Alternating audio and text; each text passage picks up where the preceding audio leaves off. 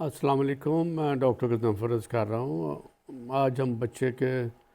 متعلق بات کریں گے، کیوں بچے روتے ہیں اور کون سی سمپل پرابلم ہے، کون سی مشکل یا زیادہ ڈفیکلٹ پرابلم ہے which we can handle at home اور we have to go to doctor کے پاس جانا پڑے گا۔ اکثر بچے جو ہیں نا، اسپیشلی چھوٹے بچے جو ہیں، ان کا رونا جو ہے بھوک کی وجہ سے ہوتا ہے۔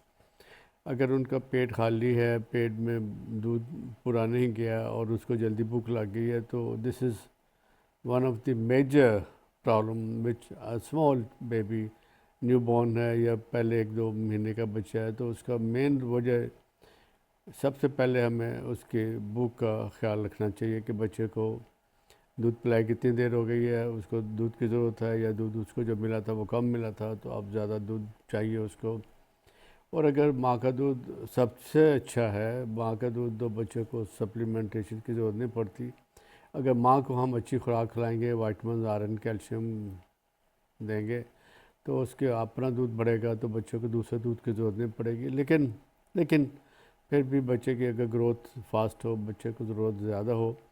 تو دوسرا دودھ ڈبے کا ہم ساتھ میں سپلیمنٹ کر سکتے ہیں۔ تو یہ ذہن میں رکھیے کہ مین پرابلم جو ہے بچوں کی، سب سے پہلے ہمیں اس کی بھوک کا خیال کرنا چاہیے۔ جو دوسری پرابلم ہے چھوٹے بچوں میں، وہ اگر اس کا پیمپر گیلا ہو گیا یا اس نے پوٹی وغیرہ کر دیا اور ڈرٹی ہے پیمپر، تو اس کی وجہ سے بچے زیادہ روتے ہیں۔ اور اگر بچہ روتے روتے تھک گیا یا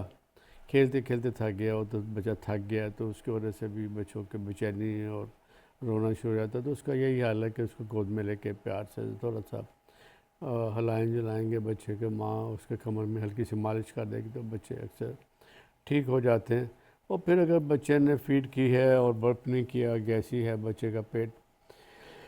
تو اس کو کندھے سے لگا کے پیچھے ہلکی ہلکی مالش کریں، الٹا پیٹ کے بل لٹا کے اپنے ٹانگوں پہ، تو اس کے کمر پہ مالش کریے، یا بچے کو سیدھا لٹا کے ہلکے سے گرم تیل کی مالش پیٹ پہ کر دیں، تو بچے اکثر درد یہ والی ٹھیک ہو جاتی ہے۔ گیس اور کولک کے متعلق ہم بات کر چکے ہیں لاسٹ ویڈیو میں، اور اس کو ڈیٹیل میں ہم نے بات کی تھی۔ تو اس کو آپ کولک کے ڈراپس ایزیلی اویلیبل ہیں، اگر آپ سمجھتے ہیں کہ اور کوئی پرابلم فیڈ سے ٹھیک لے رہا ہے اور فیڈ کے بعد بھی رو رہا ہے بچہ، تو اس کو کولک ڈراپ ٹرائی کیے جا سکتے ہیں، جو مختلف قسم کے اویلیبل ہیں۔ پھر اگر بچے کو سکنس ہے، کوئی بچہ کہ نزلہ زکام کھانسی ہے، بچے کو سانس لینے میں دقت ہو رہی، یا بچے کو فیڈنگ میں پرابلم ہو رہی ہے، بچے کا گلا خراب ہے، اس پہ درد ہو رہی ہے، یا بخار ہے ہلکا سا، تو اس کی وجہ سے بھی بچے روتے ہیں، تو سمپل پینڈول ڈراپس بھی دیے جا سکتے ہیں۔ لیکن اگر بخار پرسسٹ کرتا ہے، تو اس کا مطلب یہ ہے کہ بچے کو ڈاکٹر کے پاس لے جانا چاہیے، اسپیشلی اگر بچہ فیڈ بھی ریفیوز کر رہا ہے یا فیڈ بھی لے کے وامٹ کر دیتا ہے۔ پھر اگر بچہ بہت ٹھنڈا ہو، بہت گرم ہو، کمرہ بہت گرم ہے گھر میں، اور کپڑے بھی ماں نے زیادہ ڈالے ہوئے بچے کو، تو وہ بھی بے چینی کی وجہ سے رونا شروع کر دیتے ہیں۔ پھر اگر بچہ تھوڑا سا بڑا ہے، 3 ماہ 4 ماہ کا، تو مسوڑوں میں دانت آنے شروع ہو جاتے ہیں، ہلکی سی ایچنگ بچی ہوتی ہے بچوں کو، وہ منہ میں انگوٹھے وغیرہ ڈالتے ہیں، انگلیاں ڈالتے ہیں، چباتے ہیں، پھر ساتھ میں جو بھی چیز ان کو مل جائے وہ منہ میں ڈال کے چبانا شروع کر دیتے ہیں۔ تو ارلی ٹیدنگ تو 5-6 ماہ میں شروع ہوتی ہے، لیکن گمز جو ہیں وہ سوجنے شروع ہو جاتے ہیں اس کے وجہ سے بچے۔ اب بچے بہت سارے آئے ہوئے ہیں گھر میں، ہر بچے کو اٹھانا ہے، اس کو اسٹیمولیٹ کرنا ہے، تو اس کی وجہ سے بھی بچے بے چینی ہو جاتی ہے، یا ماں بہت بزی ہے، کام میں لگی ہے، ڈیڈی پاس نہیں ہے، بچے بوریت ہو رہی ہے، بچے کو نظر نہیں آ رہا، کوئی ماں نظر نہیں آ رہی اسپیشلی، تو وہ بچے بھی رونا شروع کر دیتے ہیں۔ اب ریش ہے بچے کو، پوٹی والی جگہ پہ، پیشاب والی جگہ پہ گیلا زیادہ دے رہا ہے، وہاں پہ سرخی ہو گئی، تو اس کی وجہ سے بھی بچے کو درد ہوتی ہے، اور کبھی